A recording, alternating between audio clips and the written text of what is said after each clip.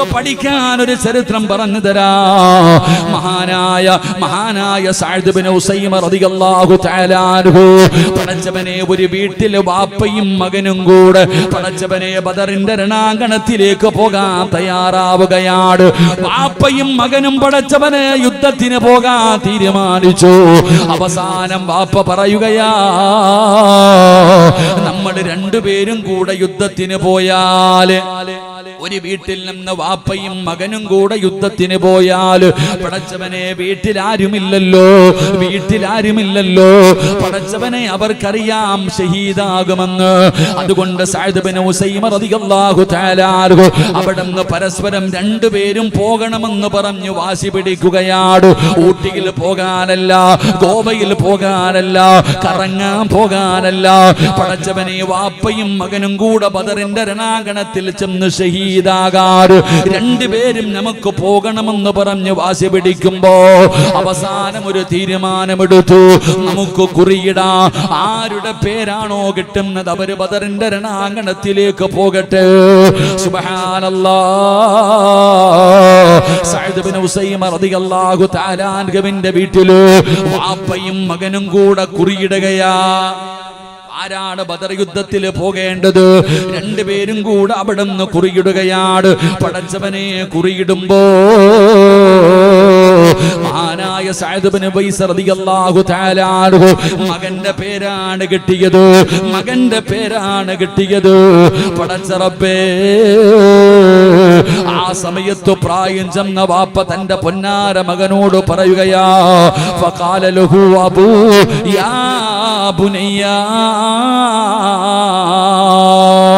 തന്റെ പൊന്നാര മകനായ സഅദിനോട് വാപ്പ ചോദിക്കുന്നു, പൊന്നുമോനെ, നിനക്ക് ചെറിയ പ്രായമാ, വാപ്പയ്ക്ക് പ്രായമായിരിക്കുകയാ, അതുകൊണ്ട് മോനെ എനിക്ക് അവസരം തരുമോ?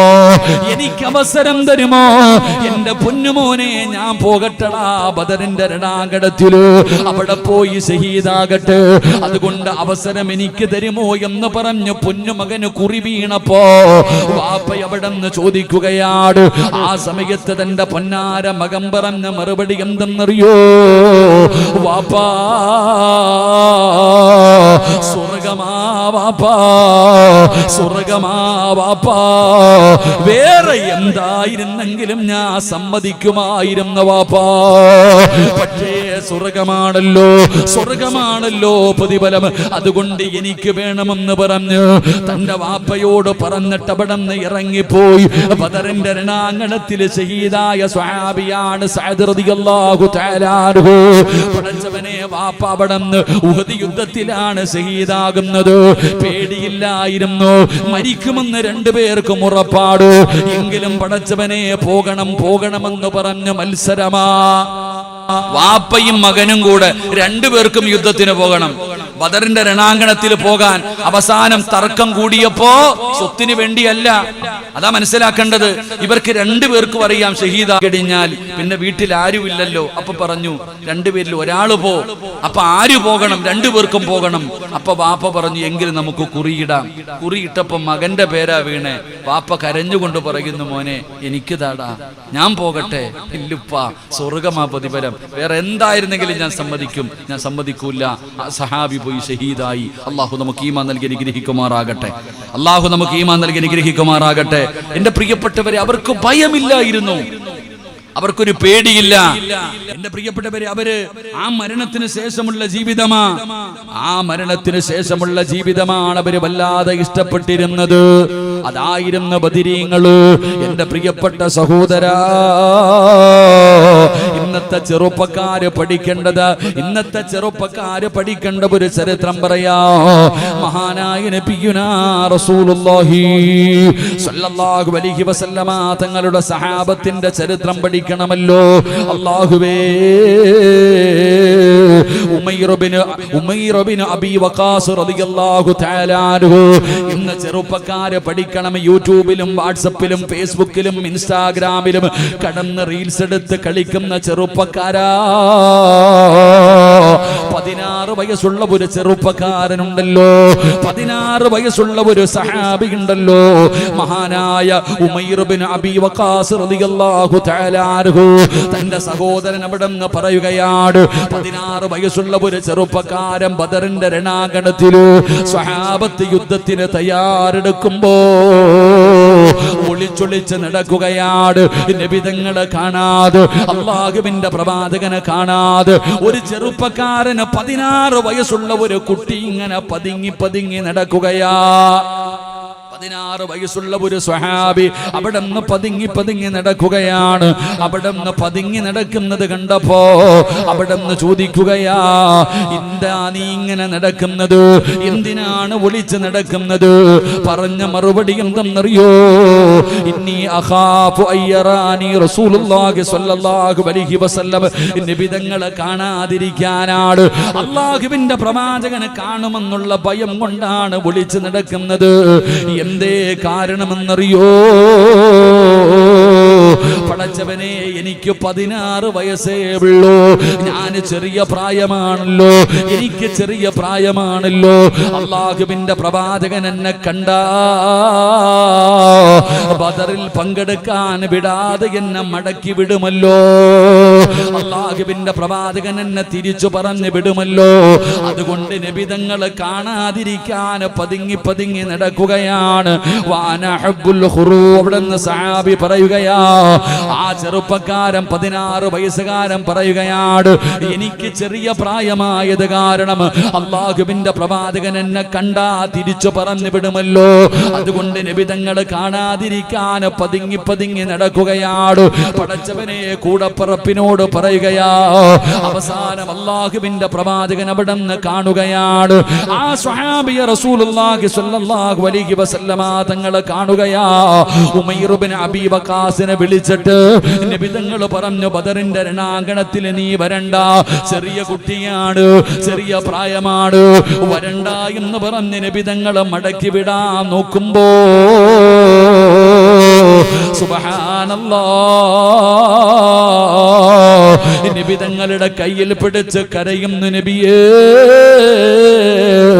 എന്നെ മടക്കല്ലേ നബിയേ, എന്നെ മടക്കി വിടല്ലേ നബിയേ, എനിക്ക് ശഹീദാകണം നബിയേ, എനിക്ക് സ്വർഗത്തിൽ പോകണം നബിയേ എന്ന് പറഞ്ഞുകൊണ്ട് അല്ലാഹുവിന്റെ പ്രവാചകൻ സ്വല്ലല്ലാഹു അലൈഹി വസല്ലമ തങ്ങളുടെ കയ്യിൽ പിടിച്ചുകൊണ്ട് കരയുകയാ.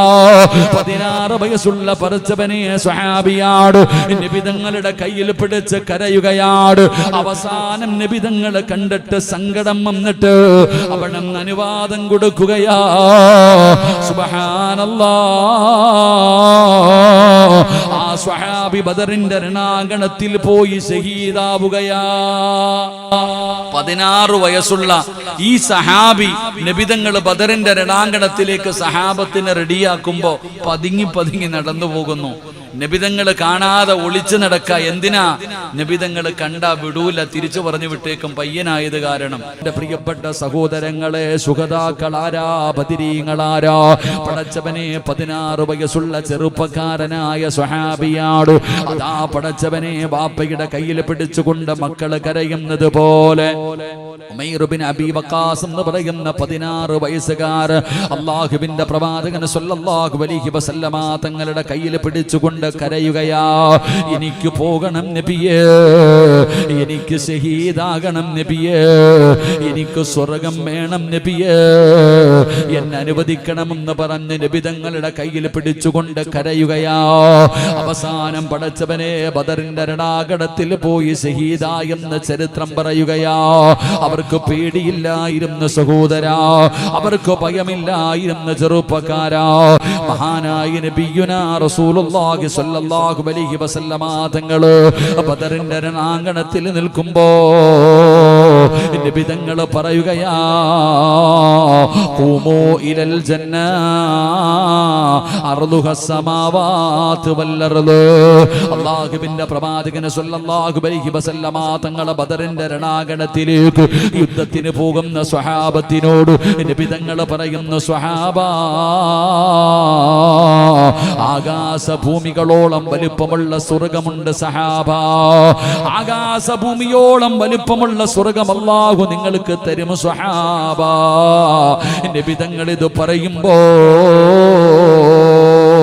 അല്ലാഹുവിന്റെ പ്രവാചകൻ സല്ലല്ലാഹു അലൈഹി വസല്ലമ തങ്ങൾ ഇത് പറയുമ്പോ ഉമൈർ ബിൻ ഹുമാമ റളിയല്ലാഹു തആല അൻഹു, ഉമൈർ ബിൻ ഹുമാമ എന്ന് പറയുന്ന സ്വഹാബി നബി തങ്ങൾ പറയുന്നു ആകാശഭൂമിയോളം വലുപ്പമുള്ള സ്വർഗമുണ്ട് സഹാബ. നബി തങ്ങൾ ഇത് പറയുമ്പോ യാ റസൂലല്ലാഹ് ജന്നത്തിൻ അർളുഹ സമാവാത്ത് വൽ അർളു, ആകാശഭൂമിയോളം വലുപ്പമുള്ള സ്വർഗമുണ്ടോ നബിയേ? ബദറിന്റെ രണാങ്കണത്തിൽ പോയി ശഹീദാകുന്നവർക്ക് ആകാശഭൂമിയോളം വലിപ്പമുള്ള സ്വർഗം കിട്ടുമോ നബിയേ? നബി തങ്ങൾ പറഞ്ഞു സ്വർഗം കിട്ടും സഹാബ. ആ സമയത്താണ് ഉമൈർ ബിൻ ഹുമാമ റളിയല്ലാഹു തആല അൻഹു പടച്ചവനെ തുള്ളിച്ചാടുകയാണ്. ഇത് കേൾക്കുമ്പോ തുള്ളിച്ചാടുകയാണ്. ആ ചെറുപ്പക്കാരൻ നിന്ന് സന്തോഷം കൊണ്ട് തുള്ളിച്ചാടുമ്പോ അവിടെ നിന്ന് ചോദിക്കുകയാ എന്തിനാ തുള്ളിച്ചാടുന്നത്? അവിടെ നിന്ന് പറയുകയാണ് ലാ വല്ലാഹി യാ റസൂലല്ലാഹ് ഇല്ലാ റജാഅത്തുൻ അൻ നകൂന മിൻ അഹ്ലിഹാ. പടച്ചവനെ സ്വർഗമുണ്ടെന്ന് നബി തങ്ങൾ പറയുമ്പോ ഈ ചെറുപ്പക്കാരനായ സ്വഹാബി തുള്ളിച്ചാടുകയാണ്. എന്തിനാ തുള്ളിച്ചാടുന്നത്? പടച്ചവനെ നബി തങ്ങൾ ചോദിക്കുകയാ എന്തിനാ സന്തോഷിക്കുന്നത്? ആ സമയത്ത് പറയുന്നു നബിയേ ആ സ്വർഗത്തിൽ കിടക്കുന്നവരിൽ പെടാ ഞാൻ ആഗ്രഹിക്കുന്ന നബിയേ. അന്നകൂന മിൻ അഹ്ലിഹാ, ആ വിഭാഗത്തിൽ പെടാ ഞാൻ ആഗ്രഹിക്കുന്ന നബിയേ. അല്ലാഹുവിന്റെ പ്രവാചകൻ അവിടെ നിന്ന് പറയുന്നു ഫഇന്നക മിൻ അഹ്ലിഹാ. ഉമൈർ ബിൻ ഹുമാമ നീ ആ വിഭാഗത്തിലാ, നീ ആ വിഭാഗത്തിലാ. നബി തങ്ങൾ പറയുന്നു നീ സ്വർഗത്തിന്റെ അവകാശിയാണ്. അല്ലാഹുവിന്റെ പ്രവാചകൻ അവിടെ നിന്ന് പറഞ്ഞു തീരുമ്പോ പടച്ചവനെ തുള്ളിച്ചാടുകയാണ്. ഷഹീദാവുകയാണല്ലോ, ഈ ബദറിന്റെ രണാഗണത്തിൽ ഷഹീദാവുകയാണല്ലോ. പടച്ചവനെ എനിക്ക് സ്വർഗമുണ്ടല്ലോ. ഈ സ്വഹാബി തുള്ളിച്ചാടുകയാണ്. എന്നിട്ട് നബി തങ്ങളോട് പറഞ്ഞ മറുപടി എന്തെന്നറിയോ? അല്ലാഹുവിന്റെ പ്രവാചകന് നീ ആ വിഭാഗത്തിലാണെന്ന് പറയുമ്പോ തന്റെ കയ്യിലിരുന്ന കാരക്ക എടുത്തിട്ട് വലിച്ചെറിയുകയാ. തന്റെ കയ്യിലിരുന്ന കാരക്കയുണ്ടല്ലോ, ആ കാരക്കയെടുത്ത് അങ്ങട്ടിടുകയാണ്. എന്നിട്ട് പറഞ്ഞതെന്തെന്നറിയോ? യാ റസൂലല്ലാഹ് ഈ കാരക്ക തിന്നുന്ന സമയം പോലും എനിക്ക് ദുനിയാവിൽ നിൽക്കാൻ വയ്യ. ഈ കാരക്ക തിന്നുന്ന സമയം പോലും എനിക്ക് വേണ്ട നബിയേ എന്ന് പറഞ്ഞുകൊണ്ട് വദാ ബദറിന്റെ രണാങ്കണത്തിലേക്ക് കടന്നു ചെന്ന് ഷഹീദാവുകയാ. എന്റെ പ്രിയപ്പെട്ടവരെ, ബദരീങ്ങൾ ഇങ്ങനായിരുന്നു. അവരുടെ ഈമാൻ ഇതായിരുന്നു. അവരുടെ ഈമാനിന്റെ പവർ ഇതാണ് സഹോദരാ. അതുകൊണ്ട് ഇവിടെ ഒരുമിച്ച് കൂടിയവരോട് പറയുകയാണ്, വല്ലാത്ത ഒരു പ്രയാസത്തിന്റെ സാഹചര്യത്തിലൂടെയാണ് ഞാനും നിങ്ങളും കടന്നു പോകുന്നത്. അതുകൊണ്ട് എന്റെ പ്രിയപ്പെട്ട മുസ്ലിമേ, ആ ബദരീങ്ങൾ നമുക്ക് പറഞ്ഞു തരുന്ന പാഠം എന്തെന്നറിയോ? 17-ാം രാവിന്റെ രാത്രിയില് അല്ലാഹുവിന്റെ പ്രവാചകൻ സല്ലല്ലാഹു അലൈഹി വസല്ലമ തങ്ങൾ കരഞ്ഞുകൊണ്ട് ദുആ ചെയ്യുകയാ. അല്ലാഹുവിന്റെ പ്രവാചകൻ രാത്രി മുഴുവനും നിസ്കാരമായിരുന്നു. അവിടെ ഇരുന്ന് ദുആ ചെയ്യുകയാണ്. അല്ലാഹുവിന്റെ പ്രവാചകൻ അവിടെ നിന്ന് ദുആ ചെയ്യുകയാണ്. നബി തങ്ങൾ ദുആ ചെയ്ത് നബി തങ്ങളുടെ ചുമലിൽ കിടന്നിരുന്ന ഷാളു പോലും താഴെ വീഴുകയാ. ഇതുപോലെ നബി തങ്ങൾ കിടന്ന് ദുആ ചെയ്യുമ്പോ മഹാനായ സയ്യിദുനാ അബൂബക്കർ സിദ്ദീഖ് ഫറൂഖ് റളിയല്ലാഹു തആല അൻഹു നബി തങ്ങൾ കരഞ്ഞുകൊണ്ട് കടന്ന് ദുആ ചെയ്യുന്നത് കണ്ടപ്പോ അബൂബക്കർ തങ്ങൾ അടുത്ത് ചെല്ലുകയാണ്. ഫഖദരിദാ ആ താഴെ വീണ നബി തങ്ങളുടെ ഷാലെടുത്ത് തോളത്ത് വിട്ടിട്ട് അവിടെന്ന് പറയുന്നു, മദി നബിയേ ദുആവൊന്ന് നിർത്തി നബിയേ, അല്ലാഹുവിന്റെ സഹായം വരും നബിയേ. എന്റെ പ്രിയപ്പെട്ടവരെ, അല്ലാഹുവിന്റെ പ്രവാചകൻ അവിടെന്ന് ദുആ ചെയ്യുകയാണ്. അതാ വരുന്ന മുഖറബുൽ അംലാഖ് മലക്ക് ജിബ്രീൽ അലൈഹിസ്സലാം അല്ലാഹുവിന്റെ പ്രവാചകന്റെ മുമ്പിലേക്ക് കടന്നു വരികയാ. നബി തങ്ങളുടെ മുമ്പിലേക്ക് കടന്നു വന്നു.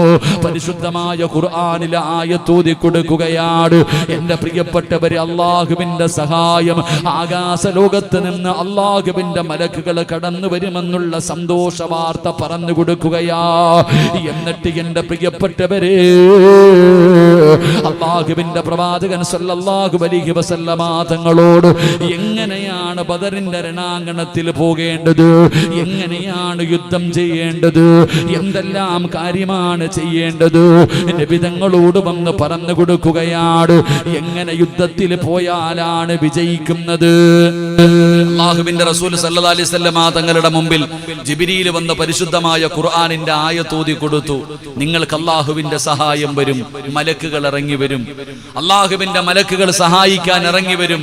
എന്നിട്ട് നബി തങ്ങളോട് പറഞ്ഞു കൊടുത്തു, എങ്ങനെ യുദ്ധം ചെയ്യണം, നിങ്ങൾക്ക് ജയിക്കണോ, അല്ലാഹുവിന്റെ സഹായം നിങ്ങൾക്ക് വേണോ, അതിന് എന്തു വഴികളാണ് നിങ്ങൾ സ്വീകരിക്കേണ്ടത് എന്ന് പരിശുദ്ധമായ ഖുർആൻ നമുക്ക് പഠിപ്പിച്ചു തരുന്നു.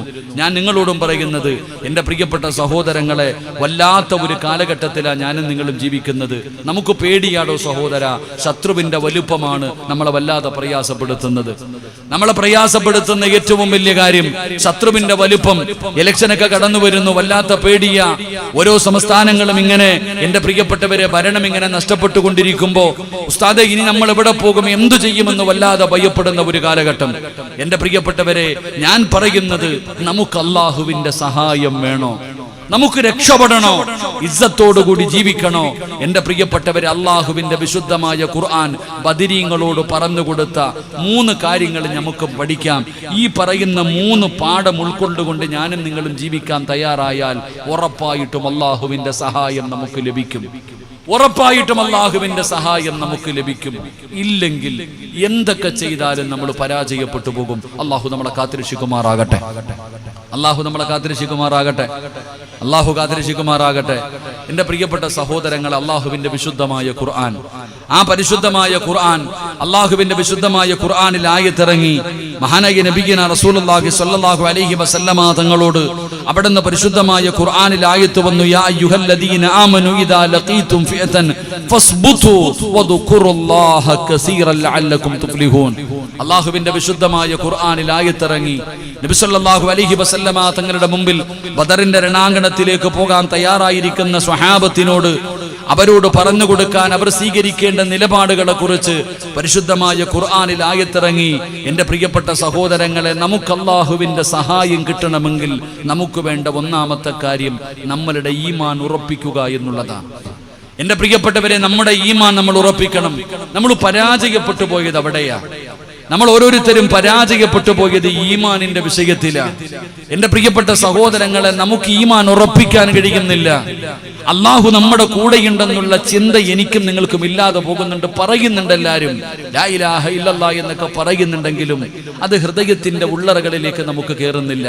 അതിന്റെ അർത്ഥം എന്താണെന്ന് നമ്മൾ മനസ്സിലാക്കണില്ല. ലാ ഇലാഹ ഇല്ലല്ലാഹ് എന്ന് ഞാനും നിങ്ങളൊക്കെ പറയുന്നുണ്ട്, ആരാധനയ്ക്കർഹൻ അല്ലാഹുവല്ലാതെ മറ്റൊരു ഇലാഹില്ല എന്നൊക്കെ നമ്മൾ പറയുന്നുണ്ടെങ്കിലും നമ്മൾ ആദ്യമായിട്ട് ചെയ്യേണ്ടത് നമ്മുടെ ഈമാനിന് നമ്മൾ ഉറപ്പിക്കണം. എന്റെ പ്രിയപ്പെട്ടവരെ, ബദരീങ്ങൾ അതായിരുന്നു. അവരെ കുറിച്ച് മനസ്സിലാക്കേണ്ടത്, അവരുടെ കയ്യിൽ ആയുധമില്ല. സഹാബ് അവരുടെ ചരിത്രം എടുത്തു നോക്കിക്കേ. കുറഞ്ഞ വാള്, പരിച, ഒട്ടിയ വയറ്. എന്റെ പ്രിയപ്പെട്ടവരെ, ഒട്ടകവും കുതിരയുമായിട്ട് കുറച്ച് ഇങ്ങനെയുള്ള സജ്ജീകരണങ്ങൾ മാത്രമേ ഉണ്ടായിരുന്നുള്ളൂ സ്വഹാബത്തിന്റെ ബദരീങ്ങളുടെ കയ്യിൽ. എതിർഭാഗത്തോ എന്റെ പ്രിയപ്പെട്ട സഹോദരങ്ങളെ, ഇവര് പട്ടിണി കിടക്കുമ്പോ അപ്പുറത്ത് ഒട്ടകത്തെ അറുത്ത് എന്റെ പ്രിയപ്പെട്ടവരെ കള്ളും കുടിച്ച് ഗാനമേള നടത്തി ആഘോഷിക്കുക അപ്പുറത്ത് ശത്രുക്കൾ. ഇവിടെ സഹാബത്ത് പട്ടിണി. എല്ലാ ആയുധങ്ങളുമുള്ള ആ വലിയ ഒരു സംഘത്തോടാണ് ഈ സഹാബത്ത് ബദരീങ്ങൾ യുദ്ധത്തിന് വേണ്ടി തയ്യാറാകുന്നത്. പക്ഷെ നമ്മൾ മനസ്സിലാക്കേണ്ടത്, നബി സല്ലല്ലാഹു അലൈഹി വസല്ലമ തങ്ങളുടെ മുമ്പിൽ ബദരീങ്ങളിൽപ്പെട്ട ഒരു സ്വഹാബി നബി തങ്ങളുടെ ചാരത്ത് വന്നിട്ട് പറഞ്ഞു, നബിയെ, ഞാൻ ബദറിന്റെ രണാങ്കണത്തിൽ പോകുകയാ, എന്റെ കയ്യിൽ ഒന്നുമില്ല, ഒരായുധവുമില്ല, വെറും കൈയോടെ വന്നിരിക്കുക യുദ്ധത്തിന് പോകാൻ. ആ സഹാബിയുടെ കയ്യിൽ ആയുധമൊന്നുമില്ല. നബിതങ്ങളുടെ മുമ്പിൽ വന്ന് പറഞ്ഞപ്പോ അള്ളാഹുവിന്റെ പ്രവാചകൻ സല്ലല്ലാഹു അലൈഹി വസല്ലമ തങ്ങൾ താഴെ കിടന്ന ഈന്തപ്പന മരത്തിന്റെ ഒരു മടലെടുത്ത് കൈ കൊടുത്തു, പൊക്കോളാം യുദ്ധത്തിന്. താഴെ കിടന്ന ഒരു ഈന്തപ്പന മരത്തിന്റെ മടലെടുത്തിട്ട് കയ്യിൽ കൊടുത്തിട്ട് പറഞ്ഞു, യുദ്ധത്തിന് പോകാൻ. എന്റെ പ്രിയപ്പെട്ട സഹോദരങ്ങൾ, ആ സ്വഹാബി രണാങ്കണത്തിലേക്ക് കടന്നു ചെന്നു. സഹാബി പറയുകയാ, ഞാനത് വീശുന്ന സമയം പടച്ചവനെ വാളുപോലെ തല അറ്റുപോകുക. ഇതായിരുന്നു എന്റെ പ്രിയപ്പെട്ടവർ അള്ളാഹുവിന്റെ സഹായം എന്ന് പറയുന്ന ഇതാ. എന്റെ പ്രിയപ്പെട്ടവരെ, നമുക്ക് രക്ഷപ്പെടണമെങ്കിൽ നമുക്ക് വേണ്ടത് ഈമാനാ, നമുക്കൊരു വിശ്വാസം വേണം. പക്ഷെ നമ്മളെ സംബന്ധിച്ചിടത്തോളം ആ വിശ്വാസം ഉണ്ടോ എന്ന് ഞാനും നിങ്ങളും ചിന്തിക്കുക. രണ്ട്, അള്ളാഹു പറയുകയാ, നിങ്ങൾ ദിക്ർ പറ. ബദരീങ്ങളോട് അള്ളാഹു പറഞ്ഞത്, നിങ്ങൾ ദിക്ർ പറയാൻ അല്ല പറയുന്നേ. നിങ്ങൾ അമിതമായിട്ട് ദിക്ർ പറ, വേറെ ഒന്നും നോക്കണ്ട. എന്നെ സ്മരിച്ചുകൊണ്ട് ദിക്റുകൾ പറഞ്ഞുകൊണ്ട് ബദറിന്റെ രണാങ്കണത്തിലേക്ക് കടന്നുപോ. എന്റെ പ്രിയപ്പെട്ട സഹോദരങ്ങളെ, ബദറിന്റെ രണാങ്കണത്തിലേക്ക് കടന്നുപോയപ്പോ സ്വഹാബത്ത് പറഞ്ഞ ദിക്ർ നബി സല്ലല്ലാഹു അലൈഹി വസല്ലമ തങ്ങൾ നമുക്ക് പഠിപ്പിച്ചു തരുന്നുണ്ട്. നബിതങ്ങൾ പറഞ്ഞ ദിക്ർ യാ ഹയ്യു യാ ഖയ്യൂം, ഈ ദിക്റും പറഞ്ഞുകൊണ്ടാ ബദറിന്റെ രണാങ്കണത്തിലേക്ക് സഹാബത്ത് ഇറങ്ങിപ്പോയത്. അള്ളാഹുവിന്റെ പരിശുദ്ധമായ ഖുർആൻ പറയുന്നു, അള്ളാഹുവിന്റെ സഹായം കിട്ടാനുള്ള രണ്ടാമത്തെ വഴി, എന്റെ പ്രിയപ്പെട്ട സഹോദരങ്ങളെ, നിങ്ങൾ ദിക്ർ പറ. 3, അത്തിഉല്ലാഹ വ അത്തിഉർ റസൂല. അള്ളാഹുവിന്റെ വിശുദ്ധമായ ഖുർആൻ പറയുന്നു, അള്ളാഹുവിനെ അനുസരിക്ക്, അള്ളാഹുവിനെ വഴിപ്പെട്, നബിതങ്ങളുടെ സുന്നത്ത് ജീവിതത്തിൽ മുറുകെ പിടിക്ക്. നബി സല്ലല്ലാഹു അലൈഹി വസല്ലമ തങ്ങൾ പരിശുദ്ധമായ ഖുർആൻ അവിടെന്ന് പറയുന്നത്, അള്ളാഹു പറയുന്നത് നീ അനുസരിക്ക്, നബിതങ്ങളുടെ സുന്നത്ത് ജീവിതത്തിൽ പിൻപറ്റ്. എന്റെ പ്രിയപ്പെട്ട സഹോദരങ്ങളെ, നമുക്ക് എന്താ ഉള്ളത് എന്ന് ഞാനും നിങ്ങളും ചിന്തിക്ക്. അല്ല ഉണ്ടെന്നുള്ള ബോധം പോലും ഇന്ന് ഈ ഉമ്മത്തിനുണ്ടോ? അല്ല ഉണ്ടോ എന്ന് നിലവിളിച്ചിട്ട് കാര്യമില്ല. അള്ളാഹു സഹായിക്കണമെന്ന് പറഞ്ഞു തല ചോദിച്ചിട്ട് കിട്ടുന്നില്ല എന്ന് പറയുന്ന സഹോദരങ്ങളോട് ഞാൻ ചോദിക്കുകയാ, നമ്മൾ ചെയ്യുന്ന ഇബാദത്തുകളിൽ എന്ത് ഇഖ്ലാസ സഹോദരാവുള്ളേ? ഒരു നന്മയെങ്കിലും ജീവിതത്തിൽ പറയാനുണ്ടോ എനിക്ക് നിങ്ങൾക്കും? ഈ ഉമ്മത്ത് കാണിച്ചു കൊണ്ടിരിക്കുന്ന പേക്കൂത്തുകൾ നമുക്ക് സഹിക്കാൻ കഴിയുന്നതിനപ്പുറമാ.